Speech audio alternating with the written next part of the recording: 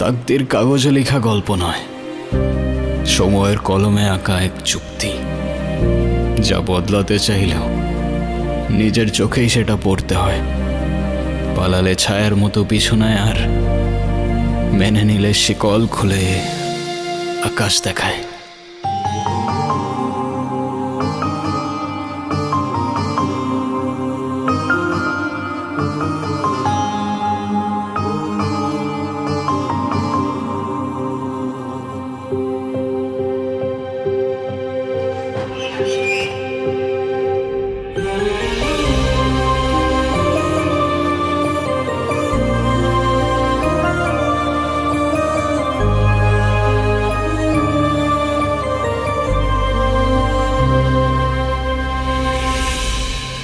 কাজ বাজ ঠিক মতো কর, নাহলে বেতন দিব না। নানা যান, মামা যান, সবাই নিচে আয়েন, দেখেন কেডা এসছে। কত বড় ফাউল, ওখানে দাঁড়িয়ে ও চিৎকার চেঁচামেচি করছে। এই কি ব্যাপারটা কি? তুই ষাঁড়ের মতো চিল্লাচ্ছিস কেন বাড়ির সামনে দাঁড়িয়ে? কি কি ব্যাপারটা কি? কি হয়েছে দেখতেছেন না? দেখেন কেডা আইছে। কি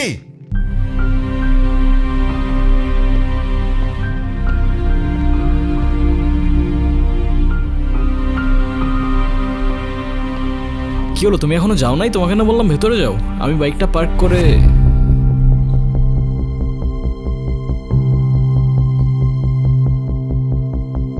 আসসালামু আলাইকুম। আপনি নিশ্চয়ই মামা। আপনার ব্যাপারে অনেক কিছু বলেছে ও। আর আপনি মামি। বাহ, বেশ মিষ্টি দেখতে তো আপনি। আর যদি ভুল না করি আপনি ছোট খালা আর খালু। তবে আপনাদের সবার মধ্যে আমার ফেভারিট কিন্তু আপনি। আপনাকে কিন্তু আমি নানু বলে ডাকবো না, আমি আপনাকে ডাকবো নানু ভাই। আচ্ছা, শুভ কোথায়? শুভকে দেখছি না। শুভ, শুভ, এই তো। এই গুনগুন, ছেলেটা কে রে? মামা, ও আতিফ। আমরা একে অপরকে ভালোবেসে বিয়ে করেছি। দেখছেন ভাইজান, আপনার আদরের ভাগ্নি খানদান বংশের পরিচয় না জেনে একটা ছেলেরে বিয়ে করে আনছে। হাব্বাজান, আপনি এখনো চুপ করে আছেন কেন? আপনি কিছু বলেন না কেন? হ্যাঁ ঠিকই তো। তুই এই শুভ কাজটা একা করলি কেমনে? না মানে সাহস পেলি কিভাবে? আব্বা, এতে মনে হচ্ছে আপনি খুব খুশি। এত কুতুর মুতুর করে কেন কথা বলছেন? আমার তো মনে হচ্ছে যে দুটোকেই আমি গুলি করে মেরে ফেলি। এই এই ছেলে, তোমার পরিচয় বলো। আমি আতিফ, আতিফ খান। খান? নামের সাথে খান মেশালেই কি খানদান হয়ে যায় নাকি? কি কাজ করো তুমি? করি তো অনেক কিছুই, এখন কোনটা রেখে কোনটা বলবো? অনেক কিছু করো। আচ্ছা ঠিক আছে, তুমি একটা বলো। এই তো আমি অনলাইনে। কি অনলাইনে কাজ করো তুমি? এই অনলাইনে তুমি কি করো? জুয়া খেলো নাকি মলম বিক্রি করো? আরে না না। ছি ছি ছি ছি ছি। আব্বা, আব্বা, আমি আমার ভাগ্নিকে ঢাকায় পাঠিয়েছি কেন? লেখাপড়া করাতে, তাই না? ও বড় বড় ডিগ্রি নিয়ে আসবে, সনদ নিয়ে আসবে। ও কি এনেছে? হ্যাঁ এনেছে, একটা কিছু তো এনেছে। ও বাড়িতে একটা বনশিয়াল নিয়ে এসেছে। ছে। এই বলবার দাও, তোমার বাবাই খেলতে না করছে। তুমি কিছু মনে করো না, আমার ছেলেটা ওর মায়ের মতো একটু বেশি রাগী, তাই মাঝে মধ্যে ওরে আমি হাফ পাগল বলি। দেখলেই বোঝা যায়। নানু ভাই, তোমরাই তো চেয়েছিলে আমি বিয়ে করিনি, তাহলে এখন কেন সরগর পাকাচ্ছ? হ্যাঁ, আমি তোমাদের পছন্দ মতো বিয়ে করিনি, তাই বলে আমার জামাইকে এইভাবে অপমান করবে? এটা কিন্তু একদম ঠিক হচ্ছে না নানু ভাই। বাদ দে তো, এইসব একটু একটু হয়। আয় নাচ জামাই রে, উপরে আয়। চলো। চলো।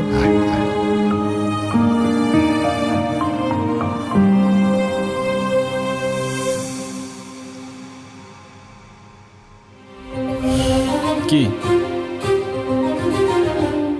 আসসালামু আলাইকুম। ওয়ালাইকুম আসসালাম।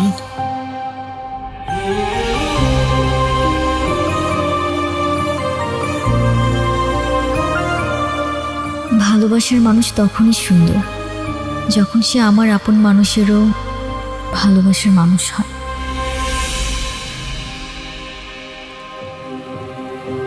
জীবনে বেঁচে থাকার জন্য খাবারের চেয়ে বেঁচে থাকার ইচ্ছেটাই বেশি দরকার। আর যদি সেই বেঁচে থাকার ইচ্ছেটা কোনো এক মানুষের জন্য হয়ে ওঠে, তাহলে জীবনে ঠিক তাকেই রাখতে হয় যে সত্যিই থাকতে চায়।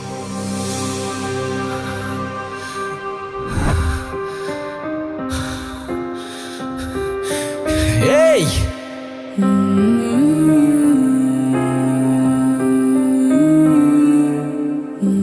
আরে কি করছেন আপনি? মাথা ঠিক আছে আপনার?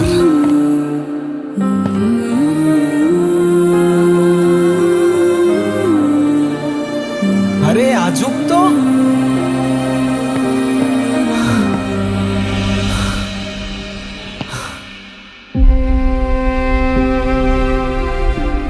কি সমস্যা কি আপনার? কি করছেন আপনি? আরে প্রবলেমটা কি আপনার? আরে কিছু বলছেন না কেন? মাথা ঠিক আছে আপনার? কি করছেন আপনি?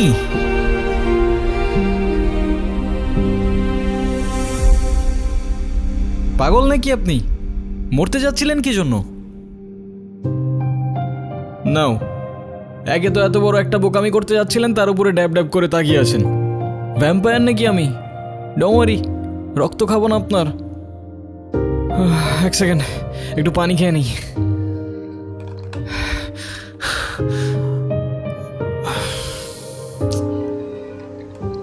একে তো সুইসাইড করতে যাচ্ছিল, তার উপরে ড্যাব ড্যাব করে তাকিয়ে আছে।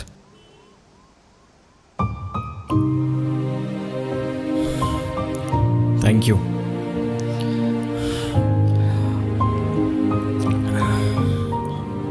দেখেন, আমি জানি না আপনি কে, তবে এতটুকু জ্ঞান তো দিতেই পারি যে আপনার কষ্ট যতদিন আপনার ভেতরে চেপে রাখবেন না, সেটা বিষ হয়ে ভেতর থেকে আপনাকেই খেয়ে ফেলবে।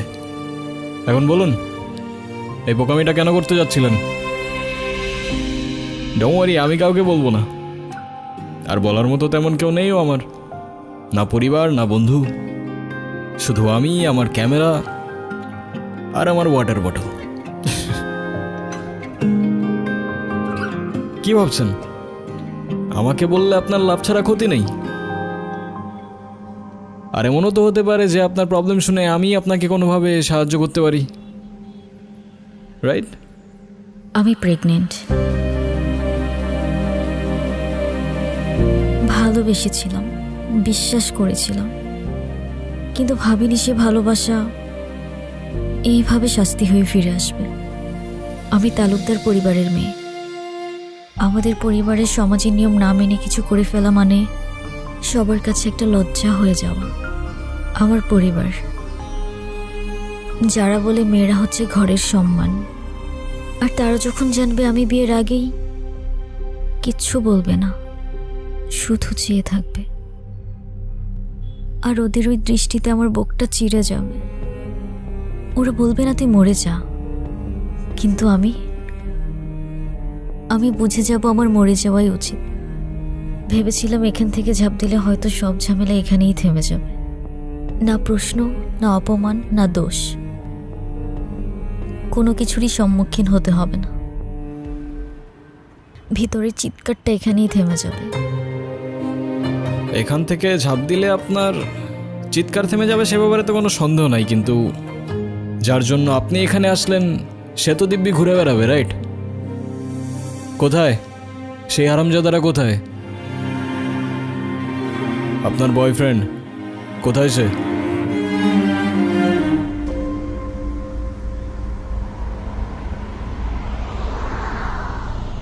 দেখ দেখ রাফিস, তুই অন্যর সাথে অনেক দিন ধরে আসস, এখন কিন্তু ওর বাসা থেকে রীতিমতো বিয়ের জন্য চাপ দিতেছে। হ্যাঁ, এটা তো আমি জানি, কিন্তু আমি যদি এখন বিয়েতে ঢুকে পড়ি তাহলে তো আমার সব প্ল্যান শেষ। চাইনায় 6 মাসের প্রজেক্ট, এটা আমার জন্য খুবই দরকার। এটাতে যদি আমি ঢুকতে পারি না তাহলে পুরা লাইফ সেট। তুই তো জানোস ও তোর উপর কতটা নির্ভর করে। ও বলছে যে তুই যদি এখন চলে যাস ও নিজেকে শেষ করে ফেলবে। এটা বলছে? হুম। মেয়ে মানুষের আবেগ বুঝোস তুই? ওরা একটু হলে বেশি রিয়াক্ট করে। আর আমি তো ওরে বলি নাই বিয়ে করব না, আমি তো ওরে বিয়ে করব, কিন্তু চায়না থেকে আসার পর, এখন না। রাফিস, অনু,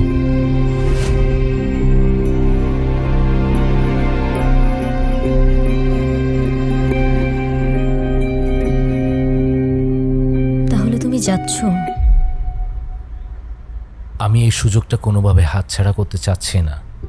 চাইনা প্রজেক্ট, এটা আমার ফিউচারের জন্য খুবই দরকার। আর আমাকে? আমাকে দরকার নেই তোমার? তুমি কি একটাবারও ভেবেছ তুমি চলে গেলে এরপর কি হবে? আচ্ছা, তুমি জানো যে আমি তোমার জন্য কি ভাবি না ভাবি, কিন্তু আমি যদি এখন বিয়ে ঠিয়ে করি তাহলে আমার সব গুলিয়ে যাবে। তার মানে আমি সব গুলিয়ে দিচ্ছি? তুমি কেন বুঝতে চাচ্ছ না? আমি যদি 6টা মাস সবকিছু ভালোভাবে হ্যান্ডেল করি তাহলে আমরা একটা স্টেবল লাইফ পাবো। আমরা? তুমি তোমার লাইফটা গুছাচ্ছ, সেখানে আমি কোথাও নেই।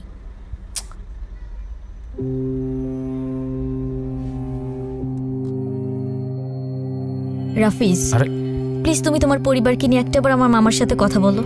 তোমার এক্ষুনি বিয়ে করতে হবে না, তুমি যা করার চায়না থেকে এসেই করো। আমার মামা, নানু ভাই সবাই রীতিমতো পাগল হয়ে যাচ্ছে বিয়ের জন্য। আমাকে শুধু 7 দিন সময় দিয়েছে, আমি আর পারছি না রাফিজ। তুমি কেন বুঝতেছ না? সারাক্ষণ শুধু কান্নাকাটি করবা আর নিজেরটাই ভাববা। একটু আমারটা ভাবতে শিখো। ধ্যাত্তেরি।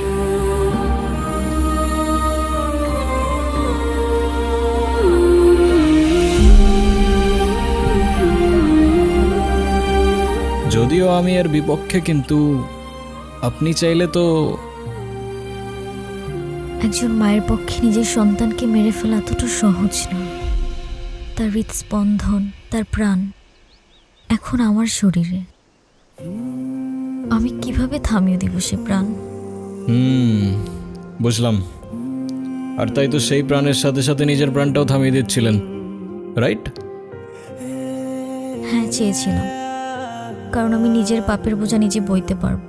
কিন্তু আমার সন্তানের দিকে কেউ আঙুল তুললে আমি সহ্য করতে পারবো না। সবই বুঝলাম, কিন্তু এটা মনে রাখবেন যে আপনার ভুলের প্রায়শ্চিত্ত না সেই নিষ্পাপের জীবন দিয়ে হবে, আর না আপনার জীবন দিয়ে। It is what it is. জীবনের এই মুহূর্তে এসে আমি সত্যিই জানি না আমার কি করা উচিত, কোথায় যাওয়া উচিত। তাহলে আমি বলবো আপনি বাড়িতে চলে যান, কারণ সেটাই হবে যেটা আপনার তাকদিরে লেখা আছে। না না, আমি বাড়িতে যেতে পারবো না। বাড়িতে গেলে আমার ওদের পছন্দ মতো বিয়ে করে নিতে হবে, যেটা আমার পক্ষে সম্ভব না।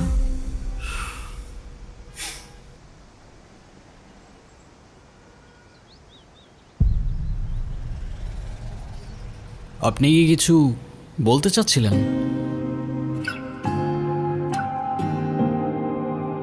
আরে প্রবলেম নাই, বলে ফেলুন না।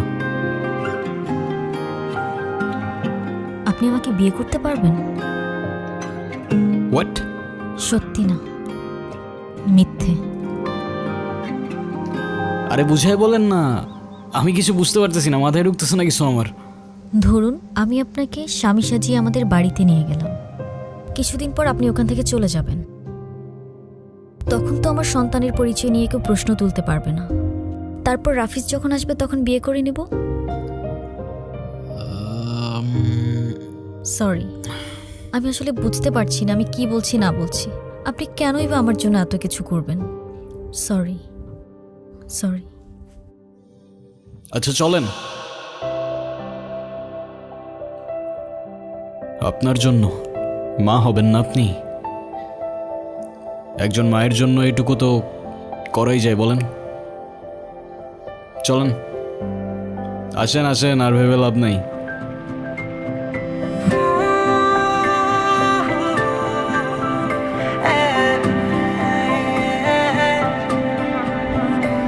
আমি প্রেম খুঁজে পাই তোমার দু চোখের মায়ায়, আমি সুখে ভেসে যাই তোমার কথা ভেবে হায়।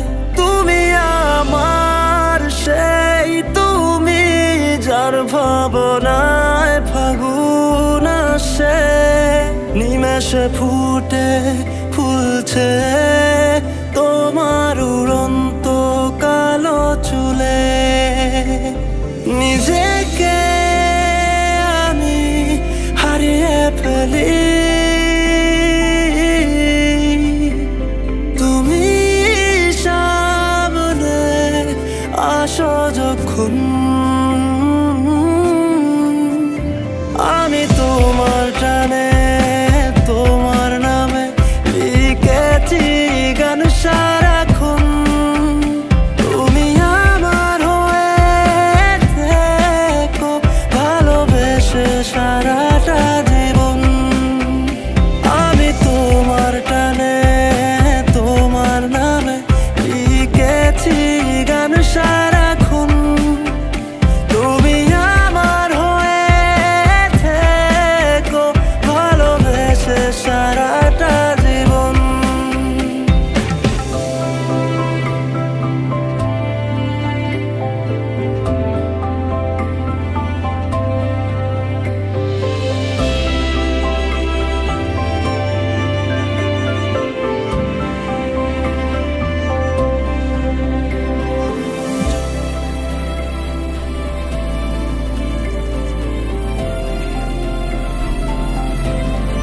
পানি খাবো, কি? পানি খাবো।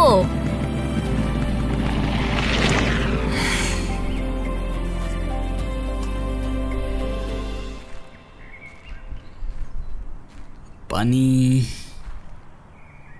এখানে তো পানি তো শেষ। আচ্ছা তুমি দাঁড়াও, আমি নিয়ে আসি। হ্যাঁ, 2 মিনিট। আজকে কিন্তু বাসিটা মজা ছিল।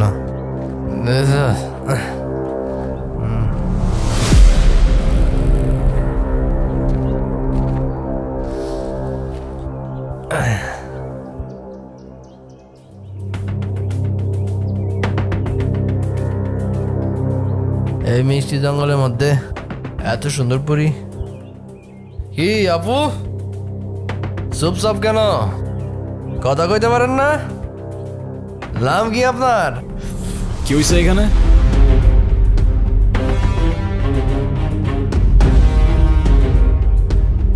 কিছু না ভাইয়া।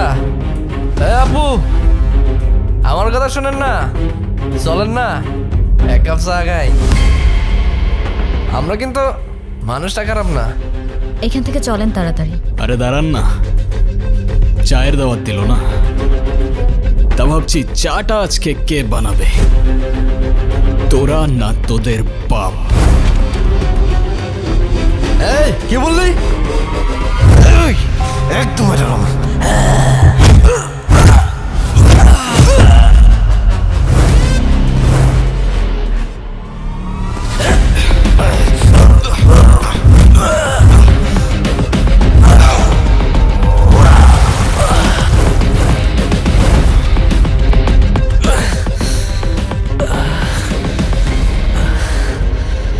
কিরে, লিকারটা কেমন ছিল?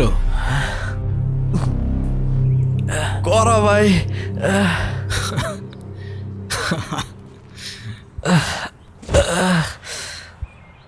ভাই কি হয় আপনার? আমার ওয়াইফ।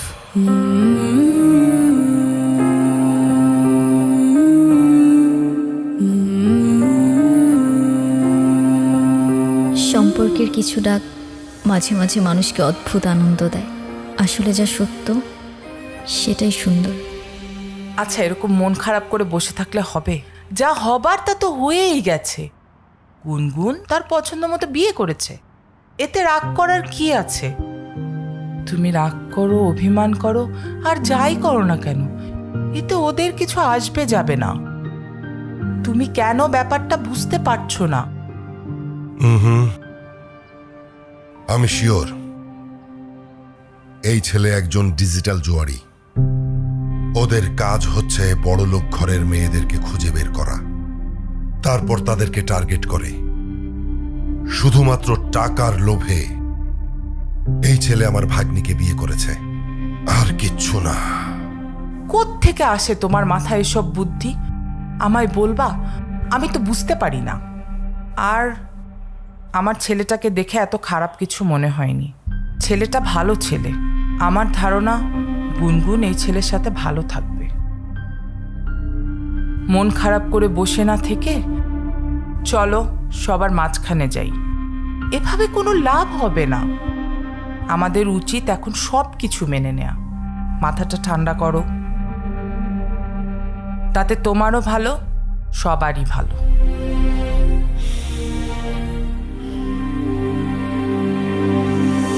শুনছো, আজ কিন্তু আমাদের নাতনিটা নতুন জীবন শুরু করলো। তোমার কত ইচ্ছে ছিল এই দিনটা দেখা। যাক, অন্তত আমি ওর বিয়েটা দেখে যেতে পারলাম। নাচ জামাইটা দেখতে কিন্তু রাজপুত্রের মতো। আমাকে ভাই বানিয়ে ফেলেছে। আমি এখন একা নয়। যাক, বাঁচা গেল। গুনগুনের বিয়েটা শেষমেশ হয়েই গেল। ছেলে কি করে? অনলাইনে কি যেন কাজ করে। আমিও দেখব সে তার জামাইকে নিয়ে কত প্রশংসা করতে পারে। আমি সাধারণ একজন উকিল বলে কম খোটা আমাকে সহ্য করতে হয় নাই। আর একটা কথা না বললেই নয়, আমি নাকি ঘর জামাই। তোমার বাপ ভাইয়ের টাকায় আমি খাই, তোমার বাপ ভাইয়ের টাকায় আমি চলি। এবার দেখা যাবে তার ভাগ্নি জামাই কোথাকার কোন মহারাজ। উফ, চুপ করো তো। আমার আর ভালো লাগছে না। আমাদের পরিবারের সঙ্গে এরকম একটা ঘটনা ঘটতে পারে আমি তো ভাবতেই পারছি না। আরে বলা নেই ক নেই, কোত্থেকে একটা ছেলের সঙ্গে বিয়ে করে আসছে। বাবা, আমরা তো কখনো সাহসই পাইনি এগুলো কল্পনা করার। আরে শত হলেও মানলাম গুনগুন আমার বড় অপার মেয়ে, কিন্তু এই ছেলেটা আমার কি মনে হয় জানো, ভালো বংশের মেয়ে পেয়েছে না, ওটা দেখে ফাঁদ পেতে গুনগুনকে বিয়ে করে নিয়েছে। না জানি ছেলেটার মতলব কি। উফ, তোমরা একটু চুপ করো তো, বিরক্ত করো না, আমি পড়ছি। আচ্ছা, পড়ালেখা বাদ। বলো তো বাবা, তুমি আমাকে কবে বল কিনে দিবা? বল, আবার সেই বল। এই পর্যন্ত কয়টা বল হারাইছে হিসাব আছে ওর? এই পড়তে বস, পড়। উফ,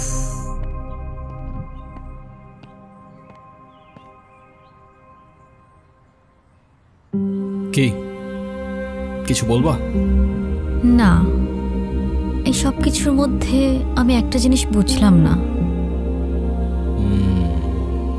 তা কি বুঝতে পারো নাই তুমি? তুমি এইসবে রাজি কেন হলে? এত বড় রিস্ক যদি কেউ জানতে পারে তাহলে তো তোমারও তো একটা জীবন আছে। তোমার ভয় লাগলো না? আমার জীবন তো রিস্কের উপরেই চলে। আর তাছাড়াও সবার লাইফের পূর্ণতাতেই তো কারোর না কারোর একটা ইম্পর্টেন্ট ক্যারেক্টার থাকে। তো কে জানে, হতে পারে খোদার তরফ থেকে তোমার লাইফের সেই ইম্পর্টেন্ট ক্যারেক্টারটা আমি। হতেও তো পারে না। Thank you. তোমার মতো মানুষ তাকদিরে থাকলে হয়তো জীবনটা অনেক সহজ হয়ে যেত। তাকদিরে লেখা ছিল বলেই তোমার সাথে আমার দেখা হয়েছে। জীবনকে আমিও খুঁজেছি, কখনো শহরের ব্যস্ত রাস্তায়, আবার কখনো প্রকৃতির এক নিঃশব্দ কোণে। নিজেকে আমি হারিয়ে ফেলি, তুমি সামনে আসো যখন।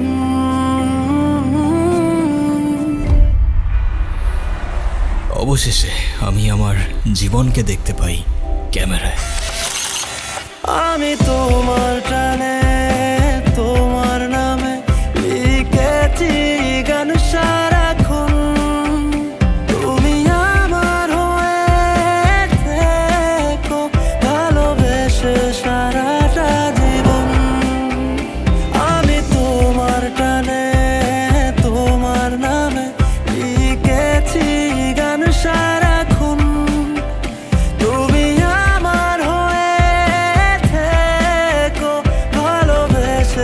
সারাটা জীবন।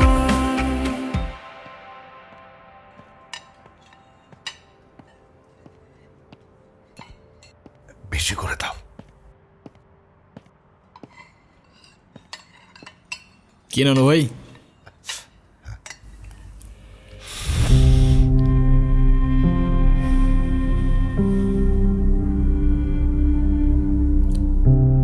আচ্ছা ভাই, তোমরা তো নিজেরাই পছন্দ করে বিয়ে করছো, তা তোমাদের প্রথম দেখা হয়েছিল কোথায়? ঢাকায়। গাজীপুর।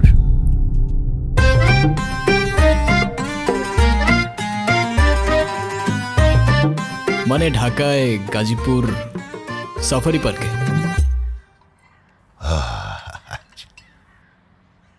আসলে নানু ভাই, আমি সাফারি পার্কে ঘুরতে গিয়েছিলাম। ওখানেই আতিফের সাথে আমার প্রথম দেখা হয়। সেটা তো বুঝতেই পারছি। সেখানে গিয়ে বাঘ, ভাল্লুক, হনুমান এ সমস্ত দেখার পরে আসার সময় একটা শিয়াল ধরে নিয়ে চলে এসেছিস। হেই, তুই থামবি? ছেলেটা মাত্র খেতে বসেছে, তুই চুপ থাক। খাও। তা নানা ভাই, তুমি কি আমার নাতনির সাথে একই ইউনিভার্সিটিতে পড়ো? না না না ভাই। ভার্সিটি? আমার ভাগ্নি প্রাইভেট ইউনিভার্সিটিতে পড়ে। নামের সাথে শুধু খান লাগালে তো আর হয় না, পাশাপাশি বাবার ব্যাংকে মালামাল থাকা লাগে। মামা ইউনিভার্সিটিতে তো পড়িনি, তবে আমিও গ্র্যাজুয়েটেড, সফটওয়্যার ইঞ্জিনিয়ারিং শেষ করেছি। যদিও আমি বলবো না, তবে you guys can call me engineer. বাহ বাহ, বেশ ভালো। বাবা বেশ ভালো বললে হয়ে যাবে? আব্বা, এই সব কিছু মিথ্যে কথা আর ধান্দাবাজি। ছোট লোক কখনো জাতে উঠতে পারে? বলেন আমাকে পারে? শোনেন, ওই যে একটা কথা আছে না, নদীর পানি কিন্তু সাগরে গিয়ে মেশে, আর কুয়োর পানি সাগর তো দূরের কথা, নদীর ধারে কাছেও তো যেতে পারে না। মামা, এটা কিন্তু আপনি ভুল বললেন। সাগরের পানি যতই হোক না কেন, শেষ পর্যন্ত তৃষ্ণা মেটাতে কিন্তু আপনাকে ওই ছোট্ট কুয়োর কাছেই আসতে হয়।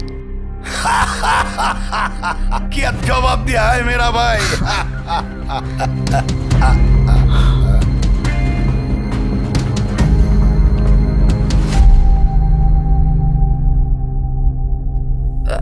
তোমরা খাও। কি ব্যাপার বাবা, তুমি খাচ্ছ না কেন? খাও। আমাকে বল না দেওয়া পর্যন্ত আমি কিছু খাবো না। আবার বল, খাওয়ার সময় বল, চুপচাপ ভাত খা।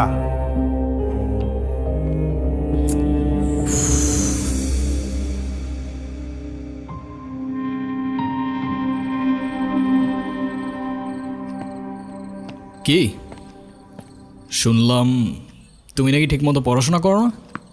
আমার আর পড়াশোনা করতে ভালো লাগে না। পড়াশোনা করতে ভালো লাগে না? তো কি করতে ভালো লাগে? ক্রিকেট খেলতে ভালো লাগে। সে তো ভালো কথা, কিন্তু তুমি যদি ভালো করে পড়াশোনা না করো, তুমি বড় হয়ে ক্রিকেট খেলবে কিভাবে? কেন? কারণ খেলার মাঠে তো ব্রেইন চাই, আর পড়াশোনা না করলে ব্রেইন কোত্থেকে আসবে? খেলার মাঠে আরও স্ট্র্যাটেজি চাই, আর তুমি যদি স্কোরবোর্ডের নাম্বারই না বুঝতে পারো, তুমি খেলবে কি করে? তাহলে এখন আমি কি করব? তুমি এখন থেকে প্রতিদিন ঠিকমতো পড়াশোনা করবে। হ্যাঁ, মজা করবে, খেলবে, সবই করবে, সাথে পড়াটাও করবে। কারণ পড়াশোনা মানে কিন্তু শুধু বই মুখস্থ করা না, পড়াশোনা মানে তোমার স্বপ্নের জন্য নিজেকে তৈরি করা। আচ্ছা। এখন তুমি যদি আমাকে কথা দাও যে যে তুমি এখন থেকে ঠিকমতো পড়াশোনা করবে, তাহলে যাও, এই বলটাও তোমার। যাও, কথা দিলাম, প্রমিস। এখন আমাকে বলটা দাও। নাও। আচ্ছা, বাই দ্য ওয়ে, তোমাকে না বল কেনার জন্য টাকা দিলাম? সেইটা কি আর থাকে? সেইটাও আম্মু নিয়ে নিছে। ঈদের সালামিটাও আম্মু নিয়ে নেয়। আমি যে কবে বড় হব।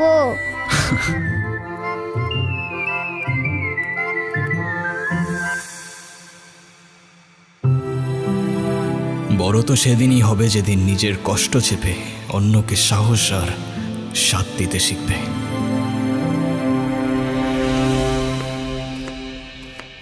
আসসালামু আলাইকুম নানু ভাই।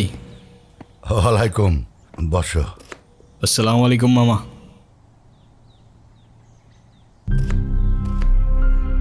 আরে বাবা, সালামের উত্তরটা তো দিবি। তোর সব ধন সম্পত্তি তো আর চায় নাই।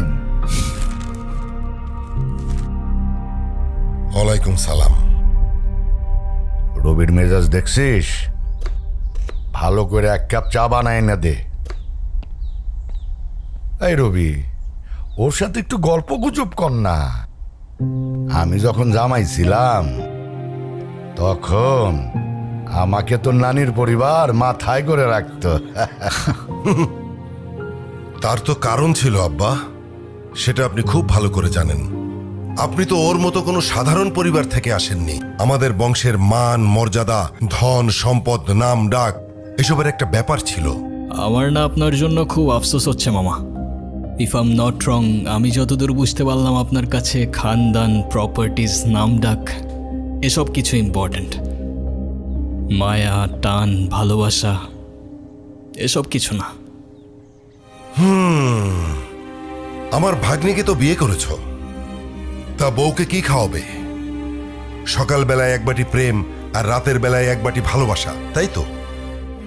আরে মামা, আমারই তো বউ, কতটুকুই বা খাবে বলেন? সমস্যা নেই।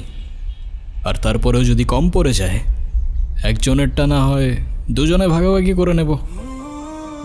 যে সমস্ত মানুষের পকেটে টাকা থাকে না, তারা সবসময় এই সমস্ত ফালতু কথা বলে। ফালতু কথাকার। আচ্ছা, আপনি কখনো ভেবেছেন, আপনি যেমন আপনার ভাগ্নিকে একটা লাক্সারিয়াস লাইফস্টাইল দিয়েছেন, সেটা একটা কৃষক কিন্তু তার সন্তানদের দিতে পারে না। তার মানে কি সে তার সন্তানদের ভালোবাসে না? আমি জানি আমার কথাগুলো আপনার মানতে একটু কষ্ট হবে, তবে বিশ্বাস করুন, কৃতজ্ঞতা আর সম্পর্কের মূল্যতেই থাকে ভালোবাসার পারফেকশন। তা ভাই, তোমার পরিবারে কে কে আছে? সবাই, কিন্তু কেউ নেই। ছোটবেলাতেই একটা অ্যাক্সিডেন্টে সবাই চলে যায়। তারপর আমাকে রেখে আসা হয় এতিমখানাতে। সেখান থেকে অবশ্য একজন ভদ্রলোক আমাকে নিয়ে গিয়েছিলেন, বেশ ভালোই বাসতেন আমাকে। তার কিছুদিন পর সেও চলে গেলেন, তবে সাথে থেকে গেল তার রেখে যাওয়া ভ্যালিউজ আর এডুকেশন। তারপর একটু একটু করে কিছু টাকা জমিয়ে অনলাইনে ক্লোদিংয়ের বিজনেস শুরু করি। সেখান থেকে আমার লাইফের টার্নিং পয়েন্ট শুরু হয়। তারপর শখের বসে ফটোগ্রাফি, আরও কত কি। ও হ্যাঁ, আর আমার নিজের একটা রেস্টুরেন্টও আছে মুর্শিদগঞ্জে, আলহামদুলিল্লাহ।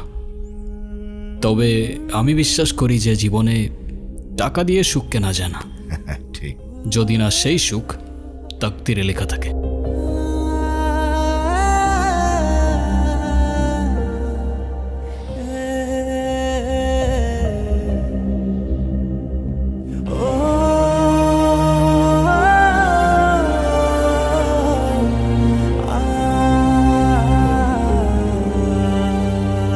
যা, ওকে চারপাশটা একটু ঘুরিয়ে দেখা। আপনিও চলেন না? পায়ে ব্যথা। আচ্ছা।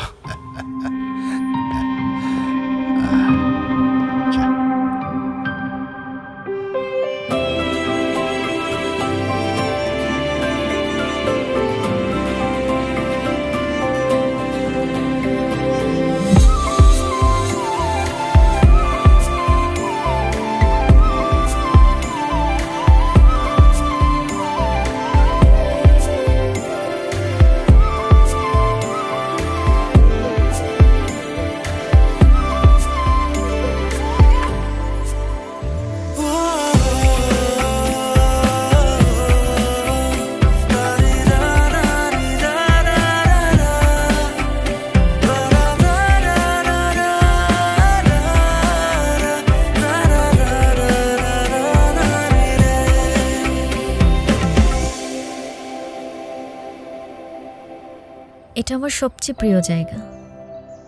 ছোটবেলায় এখানে বসেই আকাশে ঘুড়ি খুঁজতাম, আর যখনই মা বাবার কথা মনে পড়ত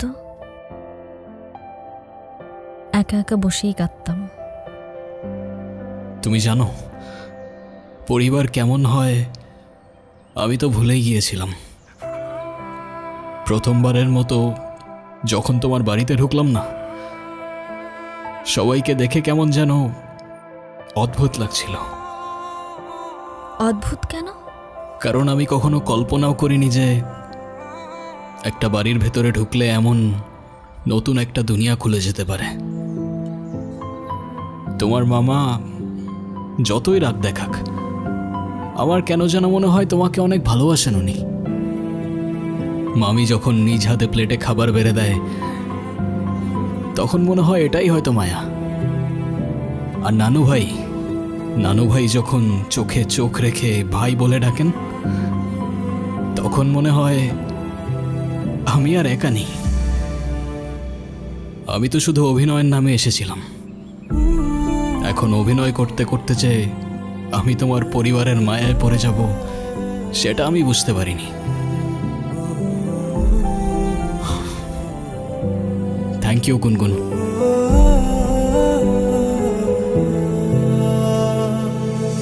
চুপচাপ বসে আছো কেন?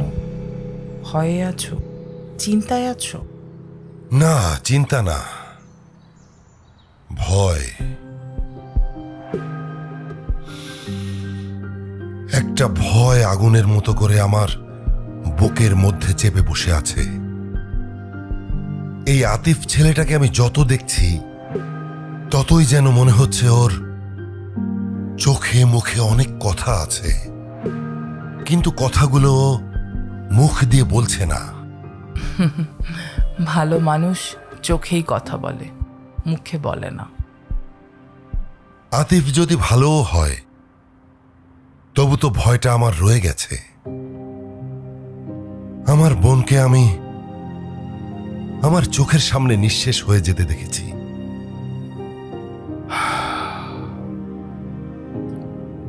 এখন গুনগুন যদি সেই একই ভুল করে, এই আতিফ ছেলেটা যদি গুনগুনের বাবার মতো গুনগুনকে ছেড়ে চলে যায়, গুনগুন হয়তো একসময় মেনে নেবে, কিন্তু না না, আমি মানতে পারবো না। দেখো, আমাদের তো কোনো সন্তান নেই, ওই আমাদের সন্তান। না না না না, আমি এটাকে কিছুতেই মানতে পারবো না। বারবার যদি আমরা ভয়কে কেন্দ্র করে সিদ্ধান্ত নেই, তাহলে ভালো মানুষের জন্য দরজাগুলো কখনোই খোলা থাকবে না। ছেলেটার মধ্যে আমি আপন হওয়ার চেষ্টা দেখেছি। ও চেষ্টা করছে রক্তের সম্পর্কের বাইরেও পরিবার হতে।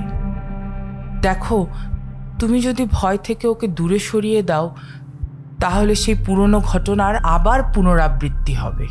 কিন্তু একটু সাহস দিয়ে যদি ওকে কাছে টেনে নাও, তাহলে তো এমনও হতে পারে পুরনো ঘটনার আর পুনরাবৃত্তি হবে না, গুনগুনের মায়ের মতো কেউ আর কাঁদবে না।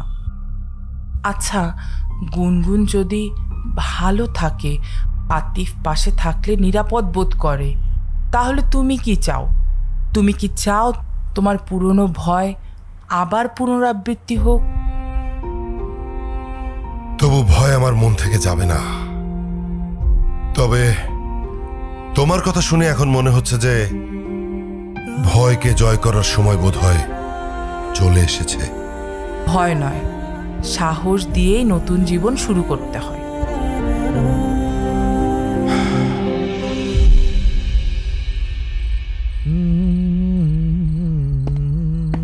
এই হিরো,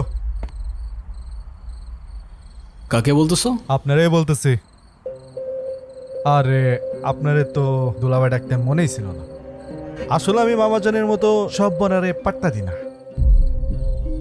সব ঘাটের মরারে পাত্তা দাও না বুঝলাম, কিন্তু কোন ঘাটের মরারে পাত্তা দাও সেটা তো বুঝলাম না। কথার ভুল ধরবেন না কইলাম। এমন লাফাইতে থাকলে বেশি দিন টিকবেন না। কথায় আছে না, পিপিলিকার ডানা গজায় মরিবার তরে, বেশি উঠলে আগুনে পুরো ছাই হয়ে যাবেন।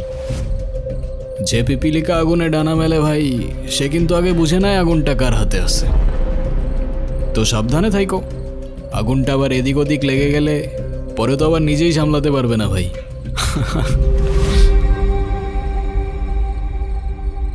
আপামনি এটা কি জিনিস ধরে আনছে? পুরাই ঠান্ডা মাথার জিনিস। এই মাল বাড়িতে থাকলে আমার জীবন তেনা তেনা করে ফেলবে। এর থেকে বাইসা চলা লাগবে। জানি না তুমি দেখছো কি দেখছো না, আজকে নিয়ে 4 দিন হলো আমাদের গুনগুন ভালোবাসার মানুষকে নিয়ে নতুন ঘর বেঁধেছে। ছেলেটা খুব ভালো, আসতে না আসতেই সবার মন জয় করে নিয়েছে। রবি অসম্মতি করেছে, কিন্তু তুমি দেখো ওকে পছন্দ করে নিবে।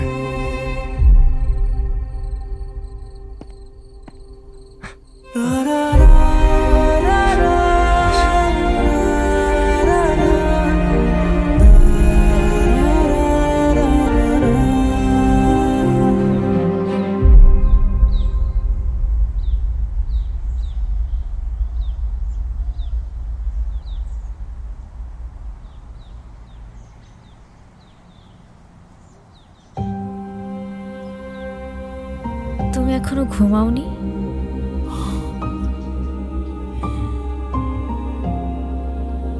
ঘুম আসছে না। মন খারাপ?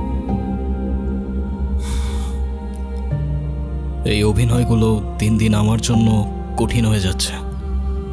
তুমি চাইলে এখনই সব শেষ করে দিতে পারো। এই মিথ্যে, এই বোঝা আর তোমাকে বইতে হবে না। এতে তোমার জন্যই ভালো। ভালো হতো, কিন্তু তোমার পরিবারের সামনে তোমার সম্মানটুকু তো আর আমি নষ্ট করতে পারবো না। এই পরিবার আমার পরিবারেরই মতো। এই ঘর, এই দেয়াল, এই পরিবারের মানুষগুলো সব আমি মনে মনে চাইতাম। এখন সবই আছে, কিন্তু কিচ্ছু নেই।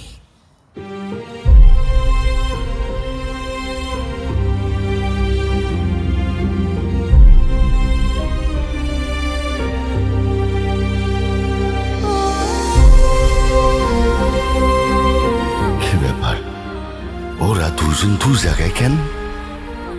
বুঝছি, মান অভিমান চলতেছে।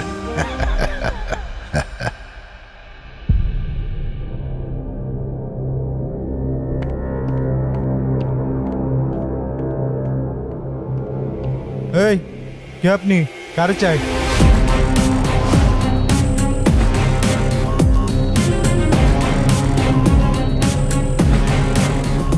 আমি রাফিজ, গুনগুনের বয়ফ্রেন্ড। বয়ফ্রেন্ড?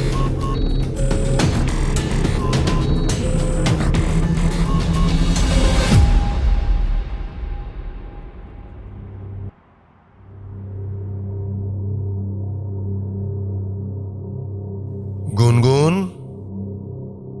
কি হচ্ছে এসব? ছেলেটা কি বলছে এ সমস্ত? ও ঠিকই বলেছে।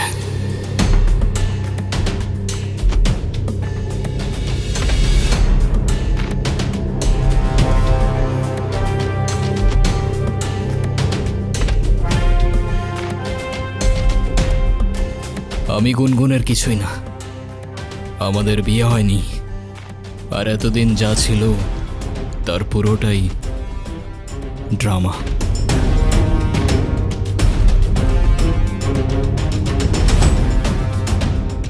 গুনগুন রাফিজকে ভালোবাসে, কিন্তু ও জানতো আপনি এই সম্পর্কটা কখনোই মেনে নেবেন না, তাই ও আপনাকে কখনো বলার সাহস করতে পারেনি। যখন আপনারা গুনগুনের জন্য বিয়ে ঠিক করতে ব্যস্ত ছিলেন, ও কার সঙ্গে ভবিষ্যৎ গড়বে তা খুঁজতে ব্যস্ত ছিলেন, তখনও লড়ছিল একা। আর ওর ভালোবাসার মানুষটাকে বোঝানোর চেষ্টা করছিল যে আমাকে বিয়ে করো, না হলে আমি অন্য কারোর হয়ে যাব। কিন্তু সেদিন সেই মানুষটা চলে গিয়েছিল, আর তার সঙ্গে অনুর ভরসাটাও হারিয়ে গিয়েছিল। আর তাই ও দাঁড়িয়েছিল একা একা মৃত্যুর কিনারায়। তবুও আপনাকে কিছু বলার সাহস করতে পারেনি, কারণ ও জানে আপনি ভালোবাসায় বিশ্বাস করেন না। আর তাই সেদিন আমি এসেছিলাম, কোনো অধিকার নিয়ে না, বরং এই মেয়েটার সম্মান, একটা নিষ্পাপ ওর ভালোবাসা আর মর্যাদাটা বাঁচাতে। আর হ্যাঁ, আমি ওর কিছুই না, আমাদের মাঝে কিছুই নেই। এই সবটাই ছিল অভিনয়, আর এই অভিনয়ের শেষটাও আমি লিখে দিয়ে যাচ্ছি। চলে যাচ্ছি আমি। যদি কোনো ভুল করে থাকি মাফ করবেন সবাই।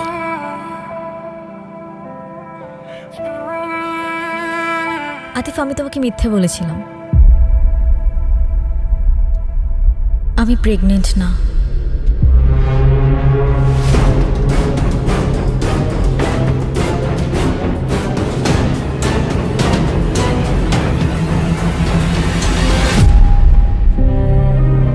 রাফিজ চলে যাওয়ার পর আমি নিজেকে একা করে রাখতে চেয়েছিলাম।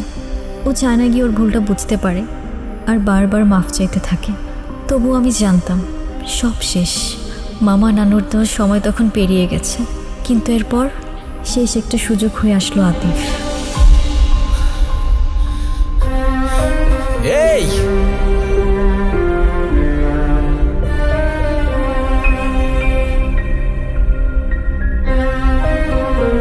ও ভেবেছিল আমি আত্মহত্যা করব, কিন্তু আতিফের কেউ না থাকা, অন্যের জন্য ভাবার কারণে আমি প্রেগনেন্সির মিথ্যে নাটক সাজাই।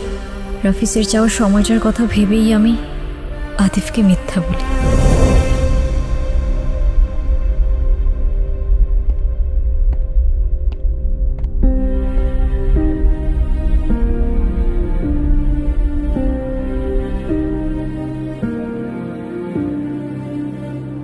প্যারা নাই ছিল, এই মিথ্যেটাও তো তোমার ভালোবাসার মানুষকে পাওয়ার জন্যই বলেছিলে না?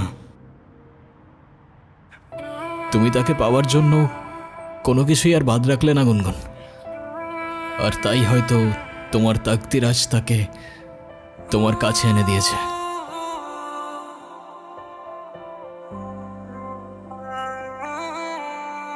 ভালো থেকো।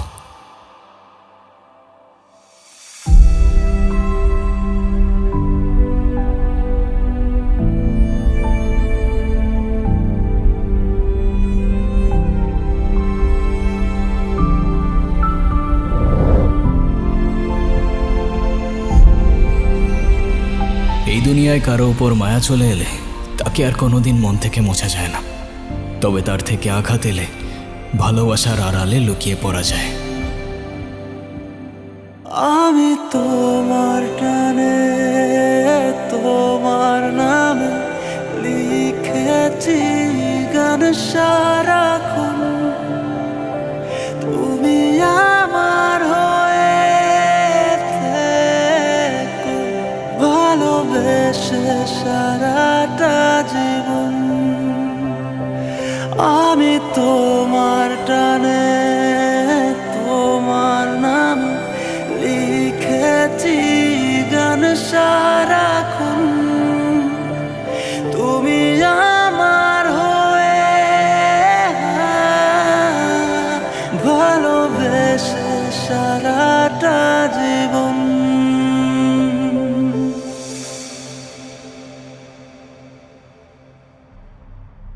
সরি গুনগুন, আমার জন্য তোমার অনেক কিছুই ফেস করতে হয়েছে। তুমি চায়না থেকে চলে কেন এলে? আরে এলাম, চায়নায় অনেক কিছু করার সুযোগ আছে। আরে চায়নায় গিয়ে এবার কি হয়েছে জানো? আমার নতুন কিছু বায়ারের সঙ্গে পরিচয় হয়। ওরা তো বাংলাদেশে ব্যবসা করতে আগ্রহী, এর জন্য ওরা পার্টনার খুঁজছে।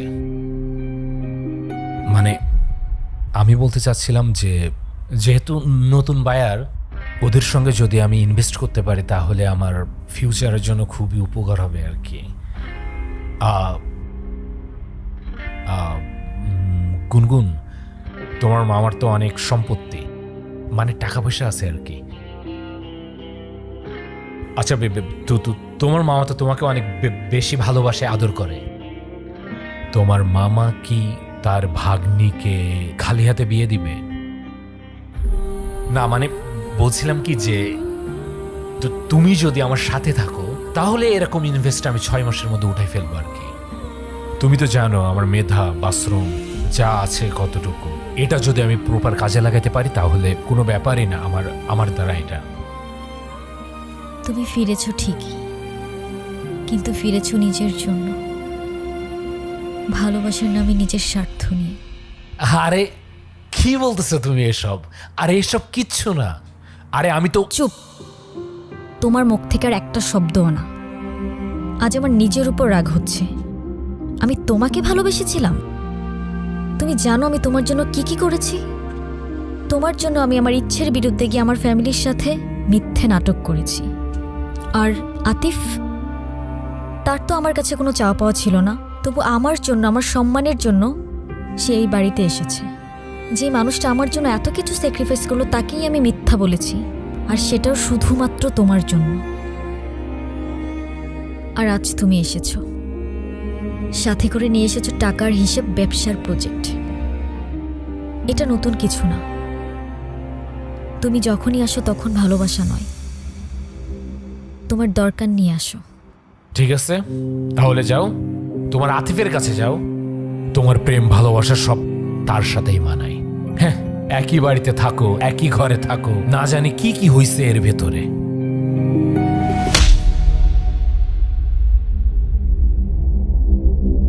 আমি তোমাকে ভালোবাসি না। তুমি এখন এই মুহূর্তে এখান থেকে চলে যাবা। যাও।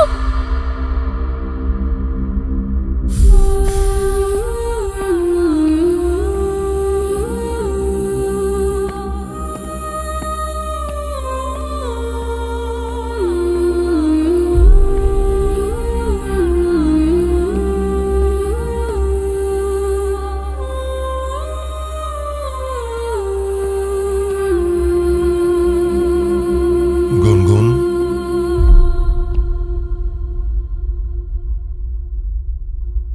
মারে, তুই আজকে যেটা করেছিস একদম ঠিক কাজ করেছিস। আমি না তোকে কোনোদিন বুঝিনি, বুঝবো কি করে? বোঝার চেষ্টাই তো করিনি। তোকে শুধু সুখে রাখতে গিয়ে আমি সব কিছু তোর উপর চাপিয়ে দিয়েছি। কিন্তু মা, সুখ জোর করে আসে না। সুখ তাকদিরে থাকতে হয়, জোর করে আসে না।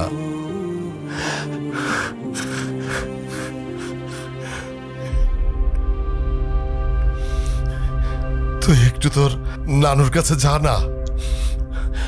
আব্বা খুব ভেঙে পড়েছে। আতিফ বাসা থেকে চলে গেল আর আব্বা কান্নাকাটি শুরু করেছে। যা মা, একটু তোর নানুর কাছে যা।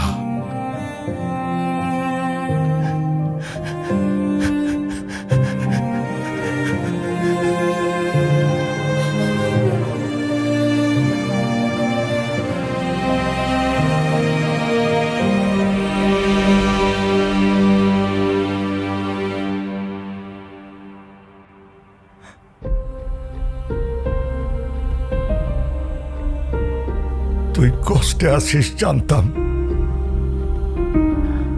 কিন্তু এতটা বুঝতে পারি নাই রে বোন।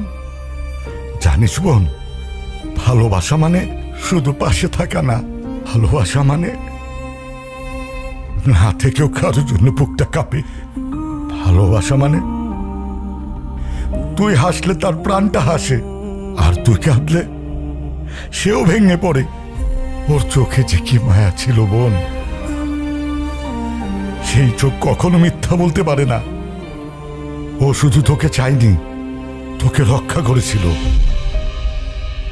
তোকে আগলে রেখেছিল নিজের সবটুকু দিয়ে। আমি ওর সাথে অন্যায় করেছি নানু ভাই। ও ওর হৃদয়টা আমি ভেঙে দিয়েছি। যে মানুষটা আমার জন্য এত কিছু করলো, তার বিশ্বাসটা আমি হারিয়ে ফেলেছি। ভালোবাসা হারায় না রে বোন, জায়গা বুঝে লুকিয়ে পড়ে। তাকদিরে লেখা থাকলে ওরে ঠিকই পাবি। যা কিছু সত্য তা ফিরে আসে, সময় নেই। কি খালি 2 দিন পর পর আসে, ফ্রিতে খাইতে চাই, কোনো লজ্জা লাগে না কিছু না? এটা কোনো লোক হলো? এই জি ভাই। কি হয়েছে ওদিকে? ভাই 2 জন ফুড ব্লগার আইছে, শুধু ফ্রিতে খাইতে চাই। আচ্ছা তুমি ওদের সার্ভ করো, আমি পরে দেখতেছি। আর এটা আমি নিয়ে যাচ্ছি। ঠিক আছে ভাই।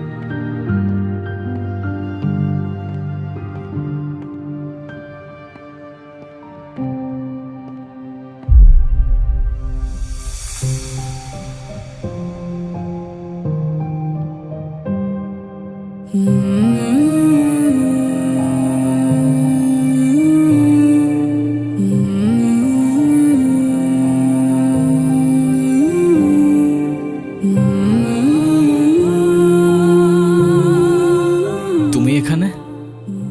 আজকে তো আমাকে কারো চোখেই পড়ছে না, অথচ এই মানুষটাই আমাকে দেখেছিল। তার ক্যামেরার লেন্সে নয়, তার হৃদয়ের গভীরে থাকা লেন্সে। সে দেখেছিল এমনভাবে যেভাবে দেখা যায় দুপুরের মায়া ভরা রোদ, যেভাবে অনুভব করা যায় না বলা ভালোবাসা। আমি ছিলাম হয়তো তার ফ্রেমের বাইরের কেউ, তবু সে আমায় রেখেছিল তার গল্পে। দেখেছিল এমনভাবে যেভাবে দেখে শুধু সেই, যার চোখে ভালোবাসা জন্ম নেয় নিঃশব্দে, নিঃস্বার্থে। এই এই তুমি এই কথাগুলো কিভাবে জানলা? তুমি এখনো ঘুমাওনি? ঘুম আসছে না।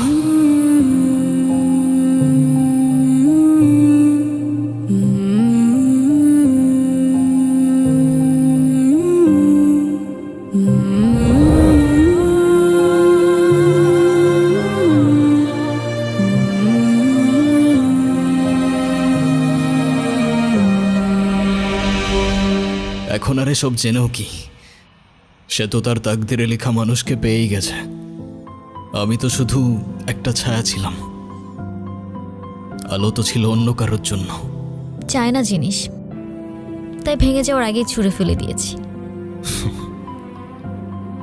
আমি আমার ক্যামেরায় অনেক কিছু দেখি জানো, আলো, ছায়া, রং, মানুষের মুখ। মুহূর্ত ধরে রাখি ফ্রেমে, তবে আমার সবচেয়ে পছন্দের ছবিটা কখনো আমার ক্যামেরায় তুলে উঠতে পারিনি, কারণ সেই ছবিটা ছিল আমার কল্পনায়। আর তার পাশে হয়তো তোমার ছবি। তুমি যখন আমার ডায়েরিটা পড়েছো, তার মানে আমার ভাঙা স্বপ্নগুলোকেও দেখেছো। তুমি তোমার ক্যামেরায় কত কিছুই না দেখো, দুনিয়ার সব রং, রূপ। কিন্তু তুমি যখন আমার জীবন থেকে চলে গেলে, আমার সব রং হারিয়ে গেল। আমি বুঝে গিয়েছিলাম যে চলে যায় সে হারিয়ে যায় না, যদি তাকদিরে তার জন্য ঠিকানা লেখা থাকে।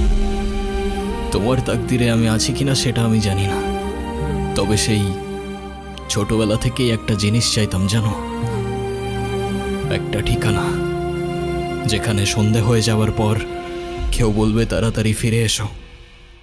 সকালবেলা ঘুম থেকে উঠে কেউ বলবে ঘুম ভালো হয়েছে, আর দিন শেষে খাবার রেখে বলবে ঠান্ডা হয়ে যাবার আগে ভাতটা খেয়ে নাও। এখন তুমি যদি বলো আমি তোমার তাকদিরে আছি, তাহলে আমার সেই ঠিকানার নাম হয়ে যাবে তুমি। এখনো যদি না বুঝো, সেই ঠিকানায় আমি দাঁড়িয়ে আছি, তোমার সামনে, তোমার হয়ে। তবে শুধু ভালোবাসার জন্য না, একসাথে বাঁচার জন্য, একটা জীবন গড়ার জন্য, যে ঠিকানায় শুধু তুমি আর আমি। এবার তুমি বলো, আমি তোমার তাকদিরে আছি কি?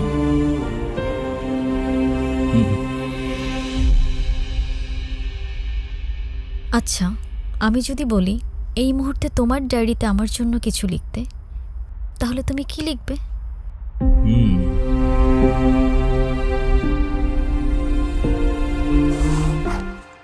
0? আমি তোমার লাইফে 0? ডিপেন্ডস। এখন তুমি যদি জিরো মানে শূন্য দেখতে চাও তাহলে সেটাই, তবে আমার পয়েন্ট অফ ভিউটা একটু আলাদা। আমার পয়েন্ট অফ ভিউতে এই সিম্বল ছাড়া কোনো সংখ্যাই পরিপূর্ণ হয় না। Then zero means you complete me.